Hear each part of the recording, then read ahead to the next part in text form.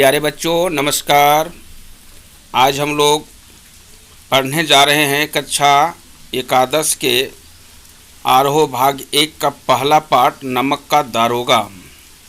इसे नमक का दारोगा जो है मुंशी प्रेमचंद के प्रसिद्ध कहानियों में से एक कहानी है जो हिंदी साहित्य के धरोहर के रूप में जाना जाता है।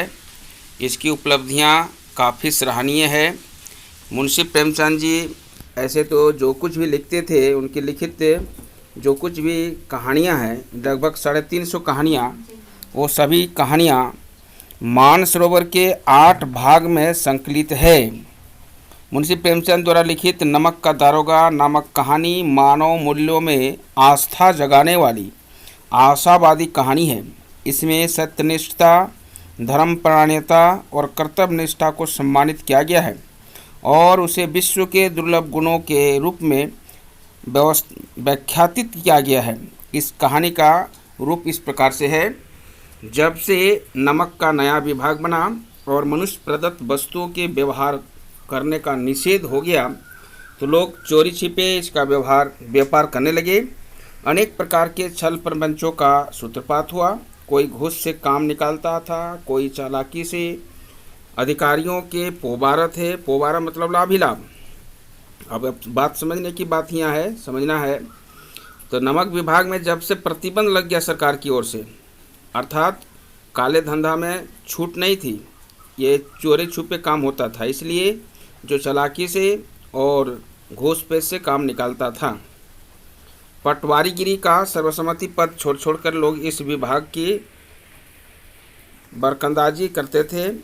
इसके दारोगा पद के लिए तो वकीलों का भी जी लग जाता था कि शायद हम भी दारोगा बन जाते।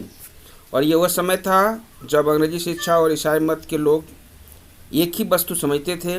फारसी का प्राबल्य था। प्रेम की कथाएं और श्रृंगार रस के काव्य पढ़ कर के फारसीदों लोग सर्वोच्च पद पर नियुक्त हो जाया करते थे। मुंशी बंशीधर भी जुलेखा की विरहगाथा समाप्त करके मजनू और फरहाद के प्रेम वृत्तांत को, नल और नील की लड़ाई और अमेरिका के आविष्कार से अधिक महत्व की बातें समझाते हुए रोजगार की खोज में निकले हैं। अब ध्यान देना बच्चों, जब वो रोजगार की खोज में निकले तो उसके पिताजी क्या क्या उनको समझाए हैं। उनके पिताजी एक अनुभवी पुरुष थे। समझाने लगे, बेटा घर की दुर्दशा देख रहे हो, ऋण के बोझ से दबे हुए हैं। लड़कियां हैं वो घास फूस की तरह बढ़ती चली जाती है। मैं कागारे का वृक्ष रहा हूँ। समझने की बात है, घर में जो लड़की है वो बढ़ रही है, उम्र ज़्यादा उसके होते जा रही है, लंबाई भी बढ़ते जा रही है, अर्थात विवाह का झमेला अलग से है। और उसके पिताजी बुढ़ापे का शिकार हो चुके हैं। कब गिरेंगे कब मरेंगे कोई कहा नहीं जा सकता, ना मालूम कब गिर पड़ूँ। अब तुम ही घर के मालिक मुख्तियार हो। नौकरी में ओहदे की ओर ध्यान मत देना, ये तो पीर का मज़ार है। निगाहें चढ़ावे और चादर भी रखनी चाहिए। ऐसा काम ढूंढना जहाँ ऊपरी आय हो। ध्यान से सुनिएगा बच्चे लोग, ऐसा काम ढूंढना जहाँ ऊपरी आय हो। मासिक वेतन तो पूर्णमासी का चांद है जो एक दिन दिखाई देता है और घटते घटते लुप्त हो जाता है। कितने सुंदर बातों को बताए हैं कि मासिक वेतन तो पूर्णमासी का चांद है जो एक दिन दिखाई देता है और घटते घटते लुप्त हो जाता है। अर्थात जो कमाते हैं, पेमेंट पाते हैं तो एक ही दिन पेमेंट मिलता है, धीरे धीरे तो पेमेंट ख़त्म हो जाता है। और ऊपरी आय बहता हुआ स्रोत है जिसे सदैव प्यास बुझती है। वेतन मनुष्य देता है, इसी से उसमें वृद्धि नहीं होती। ऊपरी आमदनी कौन देता है? ईश्वर देता है, इसी से उसकी बरकत होती है। तुम स्वयं विद्वान हो, तुम्हें क्या समझाऊं? इस विषय में विवेक की बड़ी आवश्यकता है। मनुष्य को देखो, उसकी आवश्यकता को देखो और अवसर को देखो, उनके उपरांत जो उचित समझो करो। गरज वाले आदमी के साथ कठोरता करने में लाभ ही लाभ है। जो गरज वाला आदमी है उसके साथ कठोरता बरतो तो लाभ ही लाभ है, लेकिन बेगरज को दांव पर पाना जरा कठिन है। इन बातों की निगाह में बांध लो। उनके पिताजी उम्रदार व्यक्ति थे, समझदार व्यक्ति थे, इसलिए अपने बेटे को जाते जाते समय इस तरह समझा दिए थे, बेटा जिस काम की तलाश में जा रहे हो ऐसे ही काम खोजना, ये मेरी जन्म भर की कमाई है। पिताजी ने भी बता दिया। इस उपदेश के बाद पिताजी ने आशीर्वाद दिया। बंशीधर आज्ञाकारी पुत्र थे। ये सब बातें ध्यान से सुनी और तब घर से चल पड़े। इस विस्तृत संसार में उसके लिए धैर्य अपना मित्र, बुद्धि अपनी पथ प्रदर्शक और आत्मावलंबन ही अपना सहायक था। लेकिन अच्छे शकुन से निकले थे, बड़ा शकुन अच्छा था। जाते ही जाते नमक विभाग के दारोगा पद पर प्रतिष्ठित हो गए। वेतन तो अच्छा और ऊपरी आय तो कहना क्या, दारोगा पद में तो रोज ऊपरी आय होता है। वेतन तो मिलता ही है, सरकार देती ही है, लेकिन ऊपरी आय का कहना क्या। वृद्ध मुंशी जी को सुख संवाद मिला तो वे फूले न समाये, मुहावरा है, फूले न समाना, अत्यंत प्रसन्न हुए। महाजन कुछ नरम पड़े, कलेवार की आशा लता लहलड़ाई पड़ोसियों के हृदय में शूल उठने लगे। निश्चित है, यदि कोई अच्छा काम करता है तो सबसे ज़्यादा पड़ोसियों का जलन होता है और जो अपने रिश्तेदार होते हैं बड़े खुश होते हैं। और यही हाल मुंशी प्रेमचंद जी पर हुआ। जाड़े के दिन थे और रात का समय। नमक के सिपाही चौकीदार नशे में मस्त थे। मुंशी प्रेमचंद को यहाँ आए अभी 6 महीनों से अधिक नहीं हुए थे, लेकिन इसी थोड़े समय में ही इन्होंने अपने कार्य कुशलता और उत्तम आचार से अफसरों को भी मोहित कर लिया था। निश्चित है, जो अच्छे होते हैं अच्छे की प्रशंसा हमेशा होती है। अफसर लोग उन पर बहुत विश्वास करते थे। नमक के दफ्तर से 1 मील पूर्व की ओर यमुना नदी बहती थी। उसी पर नावों का एक पुल बना हुआ था और दारोगा जी किवाड़ बंद किए हुए मीठी नींद से सो रहे थे। अचानक आंखें खुली तो नदी के प्रवाह की जगह गाड़ियों की गड़गड़ाहट तथा मल्लाहों का कोलाहल सुनाई दिया। उठ बैठे, इतनी रात गए, गाड़ियां क्यों नदी को पार जाती? अवश्य कुछ न कुछ गोलमाल है। तर्क ने भ्रम को पुष्ट किया। वर्दी पहनी, तमाचा देब में रखा और बात ही बात में घोड़ा बढ़ाए हुए पुल पर आ पहुँचे। गाड़ियों की एक लंबी कतार पुल के पार जाती दिखी। डांट कर पूछा, किसकी गाड़ियां हैं?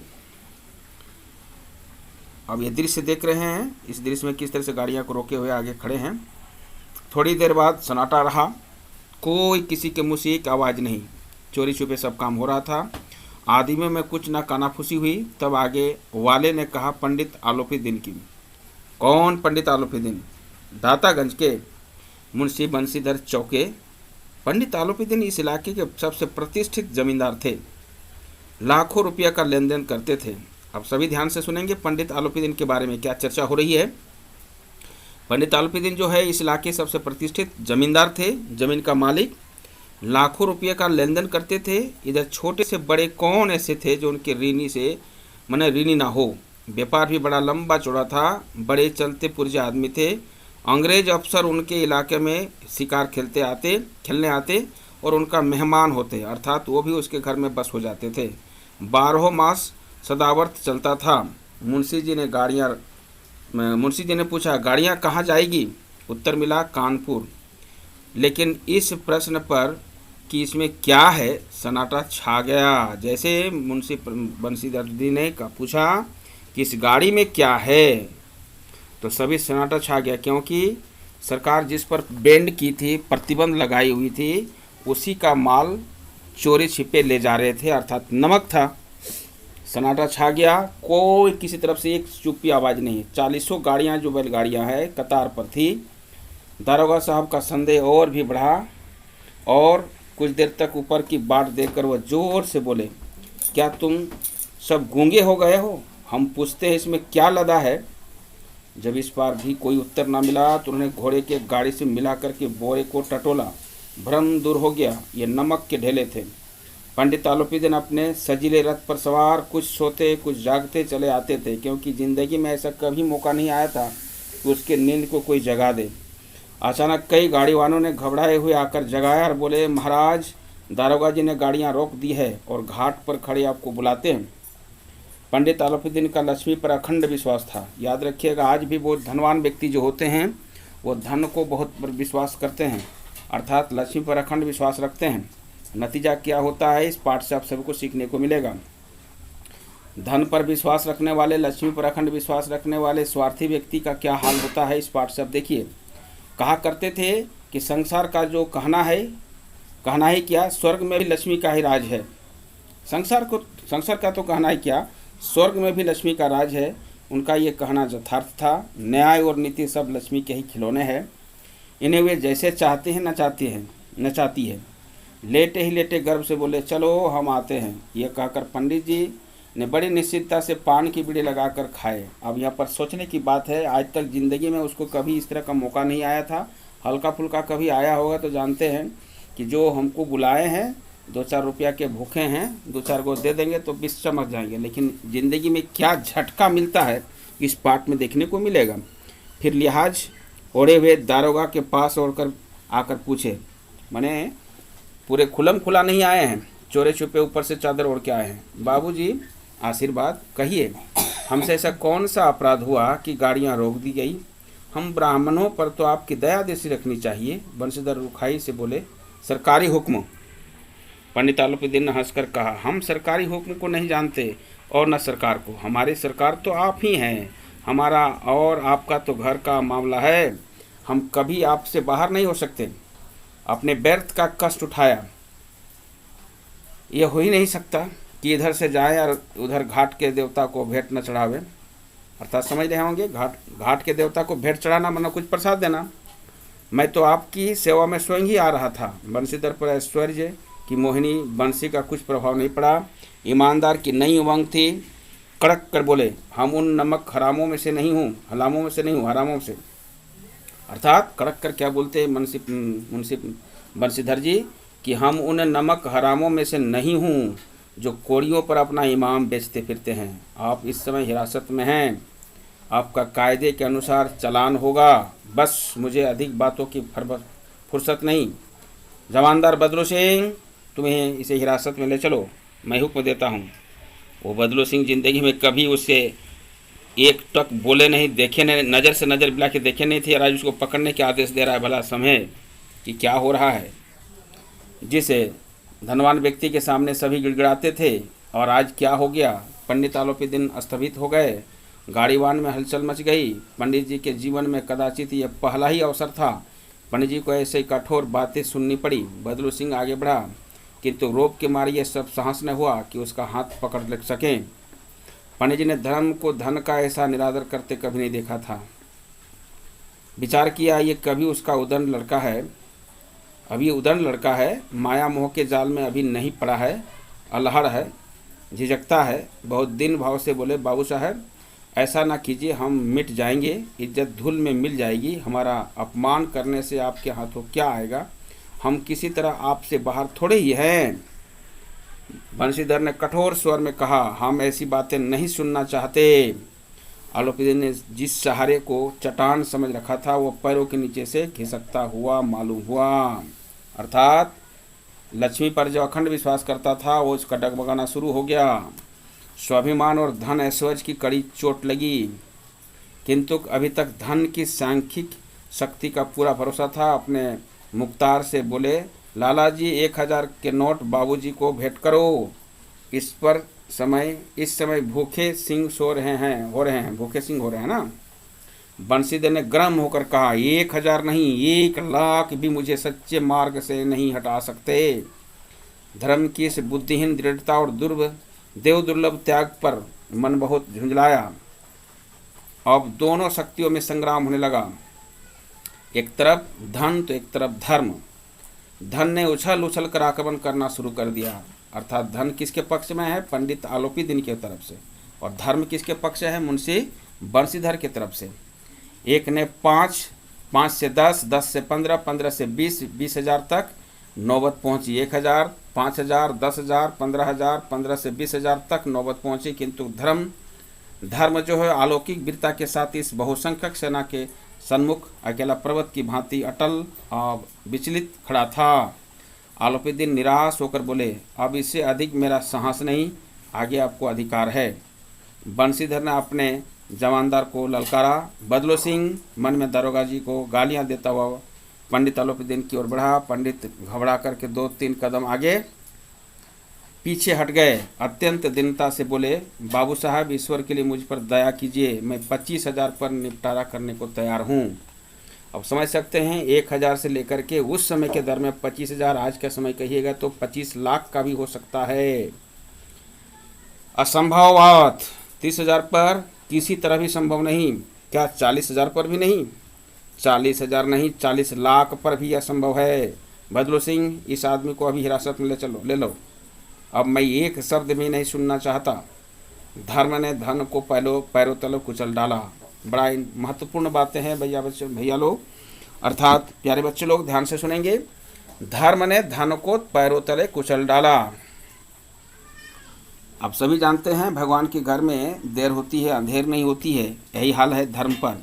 आलोपीदीन ने एक हिष्टपुष्ट मनुष्य को हथकड़ियाँ लिए हुए अपने तरफ आते देखा। चारों ओर निराश और कतार दृष्टि से देखने लगे। इसके बाद एकाएक मूर्छित होकर गिर पड़े। निश्चित जिंदगी में कभी ऐसा मौका नहीं मिला था उनको। जो धन पर अटक विश्वास रखता है, अखंड विश्वास रखता है, लक्ष्मी पर विश्वास रखने वाला व्यक्ति आज किस तरह से मूर्छित हो गए। सोचे थे पान सुपारी मिल जाएगा तो चुप हो जाएंगे और हमारी इज्जत बची रहेगी, लेकिन ऐसा हुआ नहीं। दुनिया सोती थी पर मनुष्य की जीभ जागती थी। सवेरे देखिए तो बालक वृद्ध सबके मुंह में से ही बात सुनाई दी। ओ हो देखिए, ये सब पंडित जी की इस व्यवहार पर टीका टिप्पणी होने लगा था। बहुत सा लोग उसके दाव पेश में माने मौका नहीं मिलता था। आज मौका मिला तो बहुत सा, कोई खुशहाली तो कोई जाकर निंदा की बौछारें हो रही थी। मानव संसार से अब पापी का पाप कट गया। पानी को दूध के नाम से बेचने वाला ग्वाला, कल्पित रोजाना मचे भरने वाले अधिकारी वर्ग, रेल में बिना टिकट सफ़र करने वाले बाबू लोग, जाली दस्तावेज बनाने वाले सेठ साहूकार, सब के सब देवताओं के भांति गर्दनें चला रहे थे। सब जगह टिप्पा टिप्पणियाँ शुरू हो गई। जब दूसरे दिन पंडित आलोपीदीन अभियुक्त होकर के कांस्टेबलों के हाथों में हथकड़ियाँ, हृदय में ग्लानि और छोप बड़े लज्जा से गर्दन झुकाए अदालत की तरफ चले तो सारे शहर में हलचल मच गई। मेलों में कदाचित आंखें इतनी व्यग्र न होती। भीड़ के मारे छत और दीवार में कोई भेद नहीं रहा, किंतु अदालत पहुंचने की ओर देर थी। पंडित आलोपीदीन इससे अगाध बन के सिंह थे। अधिकारी वर्ग उनके भक्त थे, अर्थात जितने ऊपर से नीचे तक, चमचा से बेलचा, ये कह सकते हो, नीचे चपरासी से लेकर के बड़े बड़े अधिकारी वर्ग जितने भी लोग हैं सब उसके पान सुपारी के गुलाम हैं, अर्थात 2-4 पैसे के वो गुलाम थे। ये कहिएगा तो पंडित आलोपीदीन के ही सभी लोग भक्त थे। अधिकारी वर्ग उनके भक्त, अमले उनके सेवक, वकील मुख्तियार उनके आज्ञापालक और अर्दली चपरासी तथा चौकीदार तो उनके बिना माल के गुलाम थे। उन्हें देखते ही लोग चारों तरफ से दौड़े। सभी लोग विस्मित हो रहे थे, इसलिए नहीं कि आलोपीदीन ने क्यों ये कर्म किया, बल्कि इसलिए कि वो कानून के पंजे में कैसे आए। ऐसा मनुष्य जिसके पास असाध्य साधन करने वाला धन और अनन्य वात्सल्यता हो, वो कानून के पंजे में कैसे आ गए। प्रत्येक मनुष्य अपनी सहानुभूति प्रकट करता था। बड़ी तत्परता से इस आक्रमण को रोकने के निमित्त वकीलों की एक सेना तैयार हो गई। न्याय के मैदान में धर्म और धन में युद्ध ठन गया। अब देखिए यहाँ पर एक तरफ धर्म तो एक तरफ से धन, दोनों तरफ से युद्ध ठन गया। बंशीधर चुपचाप खड़े थे। उनके पास सत्य के सिवा कोई बल नहीं था, ना स्पष्ट भाषण के अतिरिक्त कोई शस्त्र। गवाह थे किंतु लोभ से डवाडोल हो गए। यहाँ तक मुंशी जी ने न्याय भी अपनी ओर से कुछ खींचा हुआ दिख पड़ता था। वो न्याय का दरबार था, किंतु उसके कर्मचारी पर पक्षपात का नशा छाया हुआ था। किंतु पक्षपात और न्याय का क्या मेल। जहाँ पक्षपात हो वहाँ ना न्याय की कल्पना की जा सकती है, ना मुकदमा शीघ्र ही समाप्त हो गया। डिप्टी मजिस्ट्रेट ने अपने तबवीज में लिखा, पंडित आलोपीदीन के विरुद्ध दिए गए प्रमाण निर्मूल और भ्रमात्मक है। वो एक बड़े भारी आदमी है। ये बात कल्पना के बाहर है कि उन्होंने थोड़े लाभ के लिए ऐसी दुस्साहस किया हो। यद्यपि नमक के दारोगा बंशीधर का अधिक दोष नहीं है, लेकिन ये बड़े खेद की बात है कि उनकी उदारता और विचारहीनता के कारण ऐसे भले मानुष को कष्ट झेलना पड़ा। वारे लोभी, पैसे की गर्मी, 2-4 पैसा मिलने की वजह से इस तरह से मने उनको रिहा किया जाता है। हम प्रसन्न हैं कि अपने काम से सजग और सचेत रहना है, किंतु नमक के मुकदमे की बड़ी हुई नमकलालों ने उसके विवेक और बुद्धि को भ्रष्ट कर दिया। भविष्य में उसे होशियार रहना चाहिए। वकीलों ने यह फैसला सुना दिया, उछल पड़े। तो वकीलों ने यह फैसला सुना और उछल पड़े। पंडित आलोपीदीन मुस्कुराते हुए बाहर निकले। समझ गए कि देखिए आज भी धन पर कितना घमंड है। सौजन बांधवों ने रुपयों की लूट की, उदारता का सागर उमड़ पड़ा, उनकी लहरों ने अदालतों की नींव तक हिला दी। बंशीधर बाहर निकले तो चारों ओर से उसके ऊपर में व्यंग बाणों की वर्षा होने लगी। चापरासियों ने झुक झुक करके सलाम किया, किंतु किस समय एक एक कटुवाक्य एक एक संकेत की ग्लानि होने लगी थी। जो सत्य के मार्ग पर चलते हैं, गांधी जी अक्सर कहा करते थे, सत्य के मार्ग पर चलने वालों को तलवार के धार पर चलने की तरह होता है।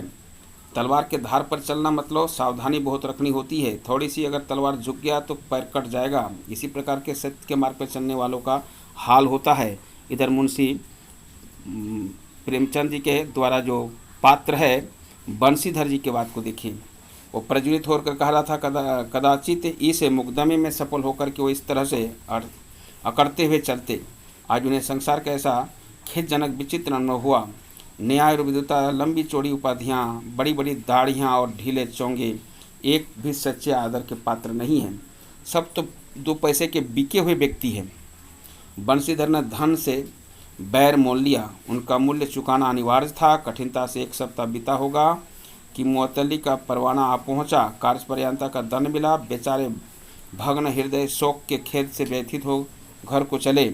उधर घर के बूढ़े मुंशी जी तो पहले ही कुड़बुड़ा हो रहे थे।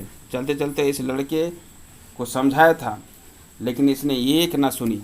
सब मनमानी करता है। हम तो कलावर और कसाई के तगादे सहे बुढ़ापे में भगत बनकर बैठे और वहाँ बसी वही सुख तनख्वाह। हमने भी तो नौकरी की है और कोई ओहदेदार नहीं, लेकिन काम किया, दिल खोल कर किया। और आप ईमानदार बनने चले हैं। घर में चाहे अंधेरा हो, मस्जिद में अवश्य दिया जलाएंगे।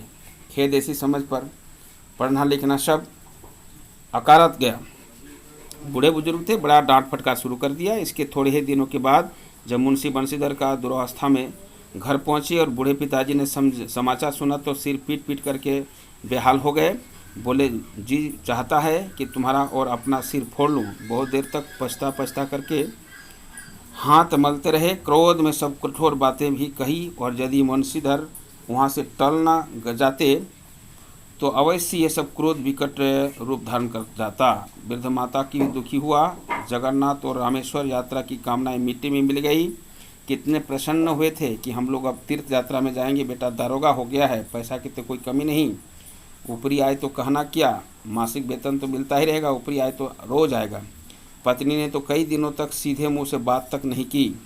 इस प्रकार से 1 सप्ताह बीत गया। संध्या का समय था। कहते हैं भगवान के घर देर होता अंधेर नहीं, न्याय के घर देर होता है अंधेर नहीं, देर नहीं। और यही हाल हुआ। संध्या का समय था। बूढ़े मुंशी जी बैठे राम नाम की माला जप रहे थे। इसी समय उनके द्वार पर सजा हुआ रथ आकर के रुका। हरे और गुलाबी पर्दे, परछाइयाँ, बैलों की जोड़ी, उनकी गर्दनों के नीले धागे, सिंह पीतल से जुड़ी हुई। कई नौकर लाठियाँ कंधों पर रखे साथ मुंशी जी की आगवानी को दौड़े। देखा तो पंडित आलोपीदीन है, झुककर दंडवत की और लल्लो चप्पो की बातें करने लगे। हमारा भाग्य उदय हुआ जो आपके चरण पर, अर्थात आपके चरण इस द्वार पर आए। आप हमारे पूज्य देवता है। आपको कौन सा मुंह दिखावें। मुंह में तो कालिक लगी हुई है, किंतु क्या करें, लड़का अभागा कुपुत है, नहीं तो आपसे क्या मुँह छिपाना पड़ता। यानी पिताजी लोलू चप्पू से यहाँ बातें करना शुरू कर दिए। पंडित आलोपीदीन को देख करके एक तरह से एड़ी सलामत करना, अर्थात खुशामद करना शुरू हो गया है। ईश्वर निसंतान चाहे रखे पर ऐसी संतान ना दे। तरह तरह के बातें कर रहे थे। इस तरह से कहते हैं लल्लू चप्पू करना। आलोपीदीन ने कहा, नहीं भाई साहब ऐसा ना कहिए। मुंशी जी ने चकित होकर कहा, ऐसी संतान को और क्या कहूँ। आलोपीदीन ने वात्सल्यपूर्ण स्वर में कहा, कुल तिलक है और पुरुषों की कीर्ति उज्जवल करने वाले संसार में ऐसे कितने धर्मपरायण मनुष्य है जो धर्म पर अपना सब कुछ अर्पण कर सके। पंडित आलोपीदीन उसके बेटा पर प्रशंसा किए जा रहे हैं और पिताजी अपने बेटे को मने बुजदिल और ना जाने क्या क्या उसको निंदा कर रहे थे। पंडित आलोपीदीन ने बंशीधर से कहा, दारोगा जी इसे खुशामद ना समझिएगा। खुशामद करने के लिए मुझे इतना कष्ट उठाने की ज़रूरत न थी। उस रात को अपने अपने अधिकार बल से मुझे अपने हिरासत में ले लिया था, किंतु मैं आज स्वेच्छा से आपकी हिरासत में आया हूँ। मैंने हजारों रहस्य और अमीर को देखे, हजारों उच्च पदाधिकारियों से काम करना पड़ा, किंतु मुझे परास्त किया तो मैंने आपको अपना और अपने धन का गुलाम बनाकर छोड़ दिया है। मुझे आज्ञा दीजिए कि आपसे कुछ विनय करूं। बंशीधर ने आलोपीदीन को आते देखा तो उठ करके सत्कार किया, किंतु स्वाभिमानी सहित समझ गए कि ये महाशय मुझे लज्जित करने के और जलाने के लिए आए हैं। यही मन मन में सोच रहे थे कि बाकी क्या रह गया था, जो बाकी उसको तो कुछ करने ही के लिए आए हैं। क्षमा प्रार्थना का चेष्टा नहीं की, वरन उसे अपने पिताजी की ठकुर सुहाती बात असही से प्रतीत हो रही थी। पर पंडित जी की बातें सुनी तो मन ही मन मैल मिट गई। पंडित जी की ओर से उड़ती हुई दृष्टि से देखा, सद्भाव झलक रहा था। गर्व से अपने लज्जा के सामने सिर झुका दिया, शर्माते हुए बोले, ये आपकी उदारता है जो ऐसी बातें करते हैं। मुझसे जो कुछ अनिवार्य हुआ है, अभिनय हुई है, उसे क्षमा कीजिएगा। मैं धर्म की बेड़ी में जकड़ा हुआ था, नहीं तो वैसे मैं आपका दास हूँ। जो आज्ञा होगी वो मेरे सिर माथे पर। आलोपीदीन ने विनीत भाव से कहा, नदी तट पर आपने मेरी प्रार्थना नहीं स्वीकार की थी, किंतु आज स्वीकार करनी पड़ेगी। और स्वीकार के लिए क्या कर रहे हैं मुंशी? बंशीधर बोले, मैं किस योग्य हूँ कि किंतु कुछ भी सेवा मुझसे हो सकती है, उनमें त्रुटि न होगी। आलोपीदीन ने एक स्टाम्प लगा हुआ पत्र निकाला और उसे बंशीधर के सामने रखकर बोले, इस पद को स्वीकार कीजिए और अपने हस्ताक्षर पर कर लीजिए। और मैं ब्राह्मण हूँ, जब तक ये सवाल पूरा न कीजिएगा द्वार से नहीं हटूंगा। सोच लीजिए, उतने बड़े धन पर विश्वास करने वाले उस क्षेत्र के प्रतिष्ठित व्यक्ति पंडित आलोपीदीन उसके घर आकर के स्वयं उसे विनती करते हुए वो नियुक्ति का पत्र फिर ले आए थे, क्योंकि कुछ दिन के लिए उसको नियुक्ति से हटा दिया गया था। घर वाले लोग सब बहुत उसको गाली गलौज कर रहे थे, लेकिन धर्म पर टिके हुए बंशीधर का देखिए क्या नतीजा होता है। आज खुद उसका लक्ष्मी घर आना पड़ा और उनका जो है सो की सारे बात माननी पड़ी थी। इस प्रकार से अब हम लोग इस पाठ में देखेंगे कि अंतिम समय में क्या क्या और होता है।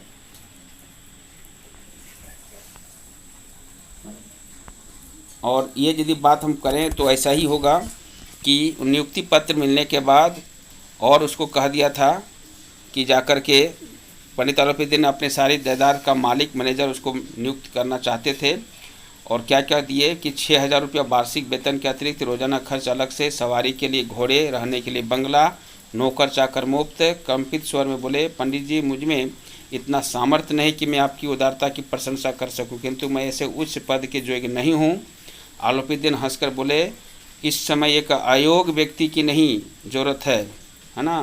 बंशीधर ने गंभीर स्वर में भाव का, मैं ये तो आपका दास हूँ, आप जैसे कीर्तिवान सज्जन पुरुष की सेवा करना मेरे लिए सौभाग्य की बात है, किंतु मुझ में ये विद्या न है और न बुद्धि न सौभाग्य जो इन त्रुटियों की पूर्ति कर सकता। ऐसे महान कार्य के लिए एक बड़े मर्मज्ञ अनुभवी व्यक्ति की जरूरत है। अर्थात पंडित आलोपीदीन अपने सारे संपत्ति का मालिक मुख्तियार उसे ही नियुक्त करना चाहता था, लेकिन वो बार बार टाल जा जाते थे कि मैं ऐसा पद पर नहीं हूँ, मैं इस तरह का नहीं कर सकता हूँ। आलोपीदीन ने कलमदान से कलम निकाली और अपने बंशीधर के हाथों से में देकर बोले, न मुझे विद्वता की इच्छा है, न अनुभव की, न मर्मज्ञता की, न कार्य कुशलता की। इन गुणों के महत्व का परिचय खूब पा चुका हूँ। अब सौभाग्य और सुअवसर ने मुझे वो मोती दे दिया है जिसके सामने योग्यता और विद्वता की चमक फीकी पड़ जाती है। ये कलम लीजिए, अधिक सोच विचार मत कीजिए, दरख्वास्त कर दीजिए। परमात्मा से यही प्रार्थना है कि आपको सदैव वही नदी के किनारे वाला में बेमुरावत, उदंड, कठोर परंतु धर्मनिष्ठ दारोगा बनाए रखे। अर्थात जिस पद से उसको हटा दिया गया था उसी पद को वो फिर से नियुक्ति पत्र लेकर आना पड़ा। आप सभी को समझ गए होंगे कि धन जो है, धर्म के सामने धन को जीत नहीं होती है, सदैव धर्म का ही जीत होता है।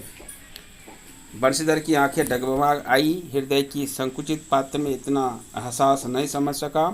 एक बार फिर पंडित जी की ओर भक्ति और श्रद्धा की दृष्टि देखा और कांपते हुए हाथ से मैनेजरी की कागज पर हस्ताक्षर कर दिए। पंडित आलोपीदीन ने प्रफुल्लित होकर उन्हें गले से लगा लिया। तो प्यारे बच्चों, इस पाठ में हम लोग क्या देखें कि धर्म की जीत किस प्रकार होती है। धन की जीत नहीं होती है, धर्म की जीत होती है।